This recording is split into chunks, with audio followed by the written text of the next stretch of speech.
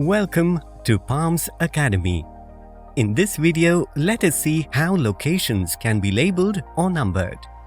Meet John. John is the head of supply chain at XYZ Corp. In the previous set of videos, we saw how John implements various strategies to streamline his operations. One of the most important activities to be carried out in a warehouse before starting operations is to label locations. Location labeling is a process where each location in a warehouse is assigned an address. By labeling locations, John ensures that his operations team does not have to search the warehouse to locate a particular SKU. John first identifies the different types of locations in the warehouse. The locations he identifies are receiving docks, dispatch docks, storage area. Under storage area, he identifies rack storage and floor storage.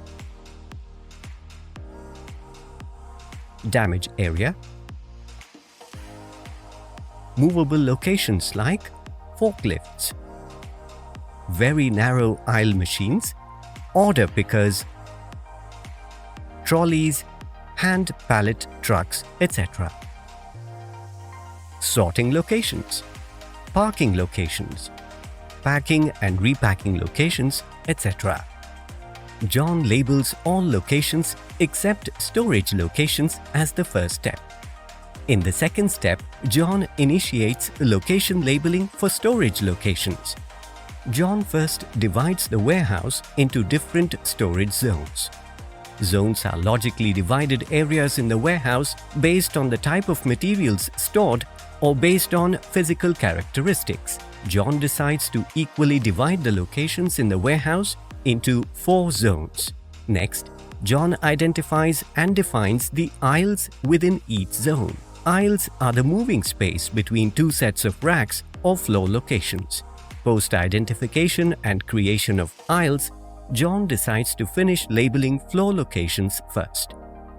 Floor locations are locations marked on the warehouse floor. Based on the type of material, the material can either be stored directly on the floor or stored on pallets. Further, pallets can be stacked on top of each other based on the stacking norms of the SKU. Post-labeling floor locations, John starts labeling rack locations. He identifies the number of racks in each aisle, number of levels in each rack, and number of bin or pallet positions in each level. The nomenclature that John uses to label his storage locations are as follows. For rack locations, zone, ZX, alphanumeric, where Z denotes zone and X represents a number, example Z1, Z2, etc. Aisle, XX, character, sequence starting with AA. Rack, XX, numeric, where XX starts from 01. Level, XX, numeric, where XX starts from 01. Bin, XX, numeric, where XX starts from 01. For floor locations, zone, ZX, alphanumeric, where Z denotes zone and X represents a number, example Z1, Z2, etc. Aisle, XX, character, sequence starting with AA.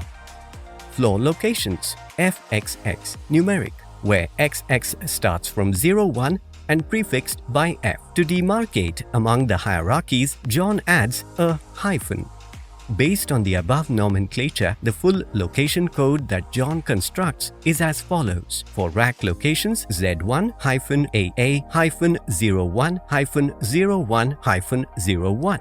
For floor locations, Z1-AA-F01.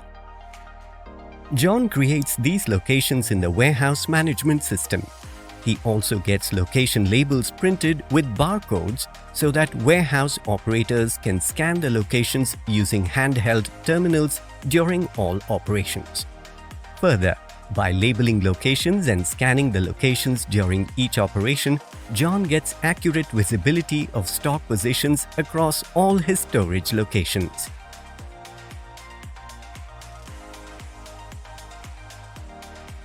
This concludes the video on location labeling. Please share your feedback in the comments section below. Please subscribe to Palms Academy for more informational videos and blogs on warehouse management.